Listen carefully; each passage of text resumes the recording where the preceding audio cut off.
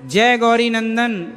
आज की इस पावन वाणी में हम उस दिव्य और पुण्य विषय पर चर्चा करने जा रहे हैं कि कलयुग के अंत की बात जब भी आती है तो मनुष्य का मन भय और उत्सुकता दोनों से भर जाता है। लेकिन सबसे पहले यह समझना आवश्यक है कि शास्त्रों में कही गई बातें किसी डर को फैलाने के लिए नहीं बल्कि चेतना को जगाने के लिए कही गई हैं, क्योंकि धर्म का उद्देश्य कभी भय पैदा करना नहीं रहा बल्कि मनुष्य को उसके कर्तव्य का बोध कराना रहा है।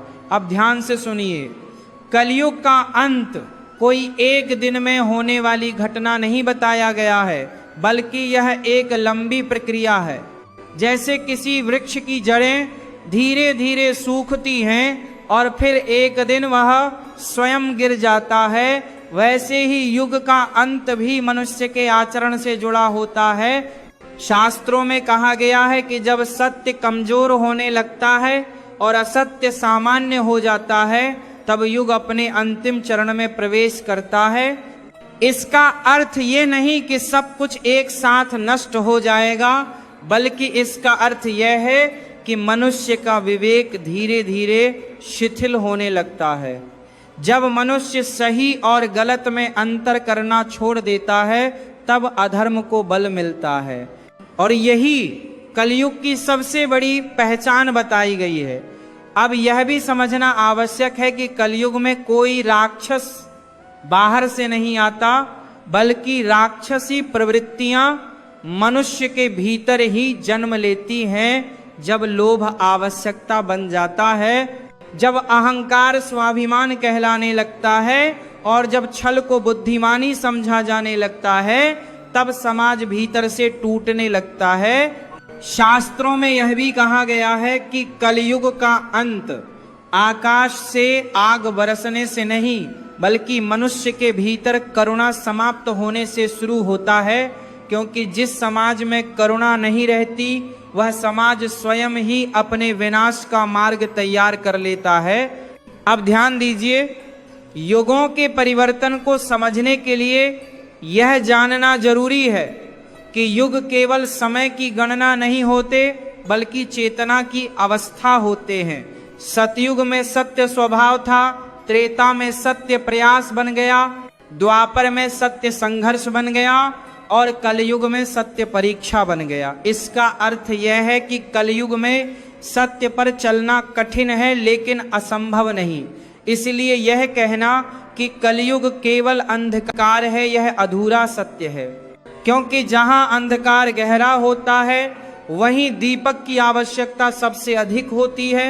शास्त्र यह भी बताते हैं कि कलयुग के अंत की शुरुआत तब होती है जब धर्म केवल दिखावे तक सीमित रह जाता है, जब पूजा बाहरी रह जाती है और आचरण भीतर से खाली हो जाता है, जब मनुष्य ईश्वर का नाम तो लेता है लेकिन ईश्वर के गुणों को जीवन में नहीं उतारता, उस समय युग अपने अंतिम चरण की ओर बढ़ता है। अब यह भी समझिए कि शास्त्रों में अंत का वर्णन इसलिए किया गया है ताकि मनुष्य सचेत हो जाए, न कि भयभीत हो जाए, क्योंकि भय मनुष्य को कमजोर बनाता है और चेतना मनुष्य को मजबूत बनाती है। कलयुग का अंत तभी संभव बताया गया है जब मनुष्य अपने कर्तव्य से विमुख हो जाए, जब माता पिता बोझ समझे जाने लगे, जब गुरु का सम्मान समाप्त हो जाए, जब ज्ञान का मूल्य धन से आंका जाने लगे और जब संबंध स्वार्थ पर आधारित हो जाएं, तब समाज की नींव हिलने लगती है। लेकिन शास्त्र यह भी कहते हैं कि हर युग में कुछ ऐसे लोग अवश्य होते हैं जो अंधकार में भी दीपक जलाए रखते हैं और उन्हीं के कारण पूर्ण विनाश नहीं होता। इसलिए कलयुग का अंत कोई एक क्षण नहीं बल्कि चेतना की परीक्षा है। जो व्यक्ति इस युग में भी सत्य, करुणा, संयम और सेवा के मार्ग पर चलता है वह स्वयं एक चलता फिरता सतयुग बन जाता है। और यही शास्त्रों का सबसे गहरा संदेश है कि युग बाहर नहीं बदलता, युग भीतर बदलता है। अब इस बात को और गहराई से समझिए, क्योंकि कलयुग के अंत को समझने में सबसे बड़ी भूल यही होती है कि मनुष्य उसे केवल बाहरी घटनाओं से जोड़ देता है, जबकि शास्त्र बार बार संकेत देते हैं कि युग का पतन पहले भीतर होता है और बाद में बाहर दिखाई देता है। जब मनुष्य का मन अशांत रहने लगता है, जब संतोष समाप्त होकर केवल अपेक्षा बचती है, तब कलयुग अपने चरम की ओर बढ़ता है। शास्त्रों में कहा गया है कि उस समय ज्ञान होते हुए भी मनुष्य अज्ञान का आचरण करेगा। उसके पास साधन होंगे लेकिन शांति नहीं होगी, उसके पास शब्द होंगे लेकिन सत्य नहीं होगा, और उसके पास रिश्ते होंगे लेकिन अपनापन नहीं होगा। ये सब किसी एक दिन में नहीं होता, बल्कि पीढ़ियों में धीरे धीरे होता है। इसीलिए कलयुग का अंत कोई अचानक गिरने वाली दीवार नहीं, बल्कि धीरे धीरे कमजोर होती नीम की तरह है। अब ध्यान दीजिए कि शास्त्रों में अंत का वर्णन प्रतीकात्मक भाषा में किया गया है, जिसका अर्थ हर व्यक्ति अपनी समझ के अनुसार निकाल सकता है। कुछ लोग उसे बाहरी विनाश के रूप में देखते हैं और कुछ लोग उसे चेतना के परिवर्तन के रूप में समझते हैं, लेकिन दोनों का उद्देश्य एक ही है कि मनुष्य अपने आचरण पर ध्यान दे। अब यह भी समझना आवश्यक है कि जब अधर्म बढ़ता है तो धर्म समाप्त नहीं होता, बल्कि धर्म और अधिक सूक्ष्म हो जाता है।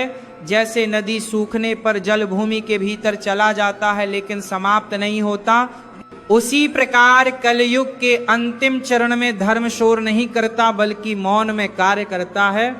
बहुत लोग कहते हैं कि अब धर्म का समय नहीं रहा, लेकिन शास्त्र कहते हैं कि जब धर्म कठिन हो जाए तभी उसकी आवश्यकता सबसे अधिक होती है। अब यह भी बताया गया है कि कलयुग के अंतिम समय में मनुष्य बाहरी पहचान को अधिक महत्व देगा और आंतरिक गुणों को कम। लोग नाम, पद और दिखावे से प्रभावित होंगे और चरित्र को पीछे छोड़ देंगे।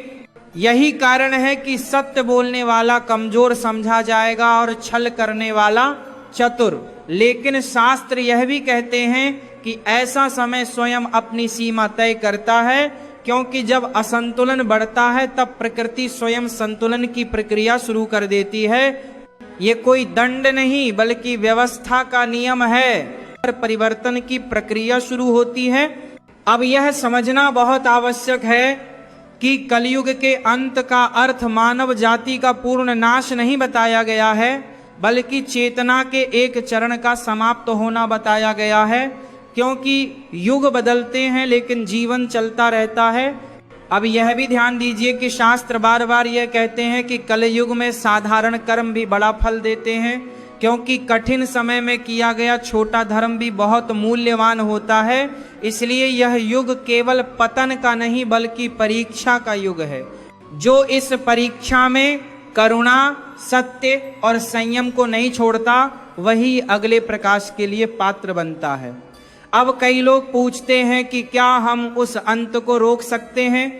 तो शास्त्र कहते हैं कि युग की गति को रोका नहीं जा सकता, लेकिन उसके प्रभाव को कम किया जा सकता है, और यह केवल व्यक्तिगत आचरण से संभव है। जब एक व्यक्ति अपने भीतर संतुलन लाता है तो वह अपने आसपास भी संतुलन फैलाता है, और जब कई लोग ऐसा करते हैं तो अंधकार का प्रभाव सीमित हो जाता है। इसलिए कलयुग का अंत कोई डराने वाली बात नहीं, बल्कि चेताने वाली बात है। ये हमें ये याद दिलाने आया है कि समय सीमित है और चेतना अमूल्य।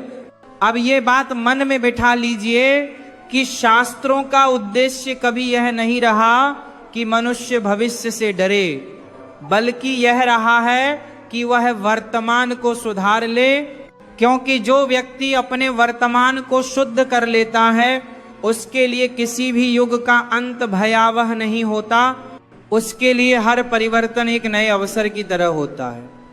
अब इस बिंदु पर आकर यह समझना बहुत आवश्यक हो जाता है कि कलयुग के अंत की चर्चा का वास्तविक उद्देश्य क्या है।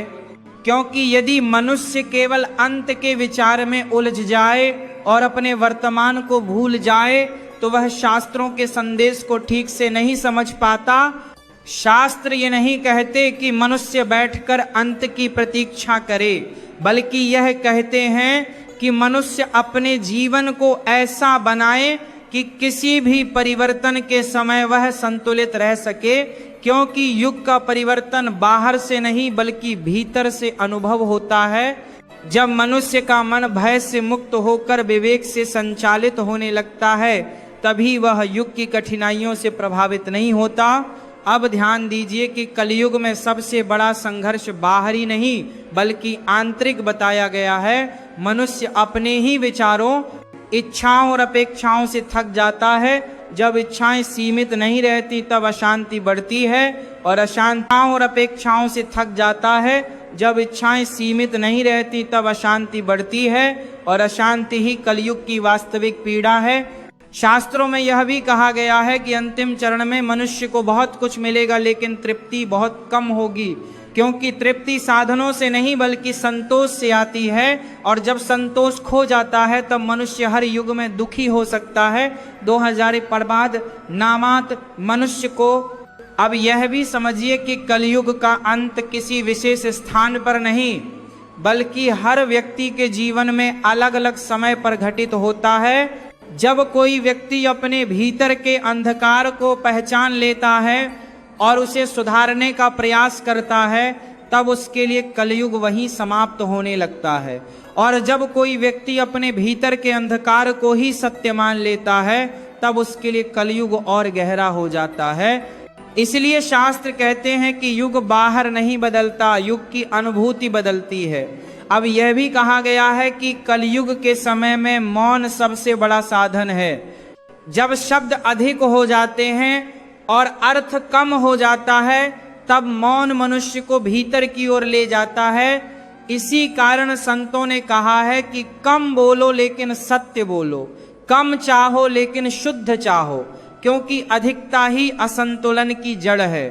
अब यह भी ध्यान देने योग्य है कि कलयुग में मनुष्य को किसी विशेष पहचान से नहीं बल्कि उसके आचरण से जाना जाएगा।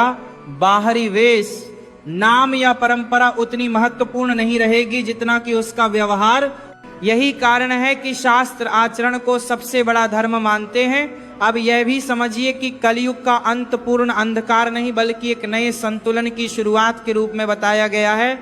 जैसे रात के अंत में धीरे धीरे प्रकाश बढ़ता है, वैसे ही जब अंधकार अपनी सीमा पर पहुंचता है तब परिवर्तन की संभावना जन्म लेती है। इसलिए शास्त्र निराशा नहीं बल्कि आशा का संदेश देते हैं, लेकिन वह आशा आलस्य पर आधारित नहीं होती बल्कि जागरूकता पर आधारित होती है।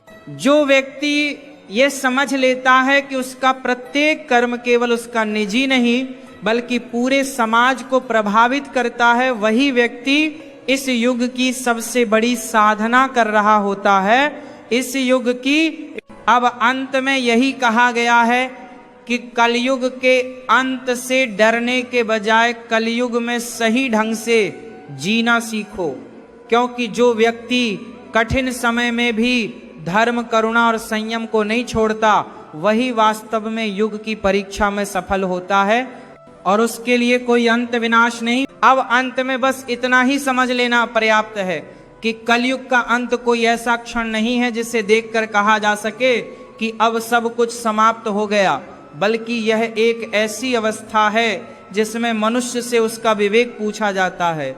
शास्त्रों का उद्देश्य कभी यह नहीं रहा कि मनुष्य भविष्य की कल्पनाओं में उलझ जाए, बल्कि यह रहा है कि वह अपने वर्तमान को इतना शुद्ध बना ले कि किसी भी परिवर्तन से विचलित न हो, क्योंकि जो व्यक्ति भीतर से स्थिर है उसके लिए न युग का आरंभ भारी होता है और न युग का अंत भयावह होता है। अब यह भी स्मरण रखिए कि जब शास्त्र कलयुग के अंत की बात करते हैं तो वह मनुष्य को यह याद दिलाते हैं कि समय सीमित है और चेतना अमूल्य। इसलिए हर क्षण को क्रोध, द्वेष और लालच में गंवाना स्वयं के साथ अन्याय करना है। जो मनुष्य अपने छोटे से जीवन में करुणा, सत्य और संयम को स्थान देता है, वह किसी भी युग में प्रकाश बन सकता है, क्योंकि प्रकाश की प्रकृति यही है कि वह अंधकार से लड़ता नहीं बल्कि उसे मिटा देता है।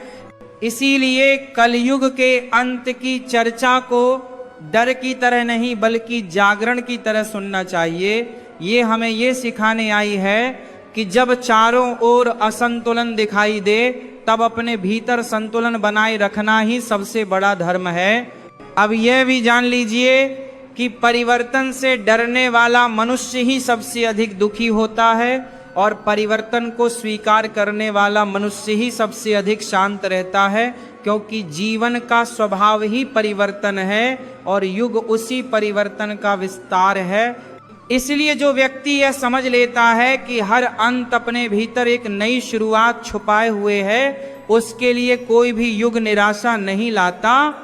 अब अंत में बस इतना ही कहना है कि यदि इन शब्दों ने मन को थोड़ा सा भी शांत किया हो, यदि भीतर कहीं यह भाव जगा हो कि जीवन को और सजगता से जीना चाहिए, तो यही इस वाणी की सार्थकता है। इसे केवल सुनकर छोड़ देना उद्देश्य नहीं है, बल्कि इसे अपने व्यवहार में थोड़ा सा उतार लेना ही वास्तविक साधना है। और जब मनुष्य ऐसा करता है तब उसके लिए कलयुग भी केवल एक समय बनकर रह जाता है। कोई भय नहीं, कोई अंत नहीं, केवल चेतना की यात्रा। प्रभु आप सभी को सद्बुद्धि दें और आपके जीवन में विवेक और करुणा का प्रकाश बना रहे।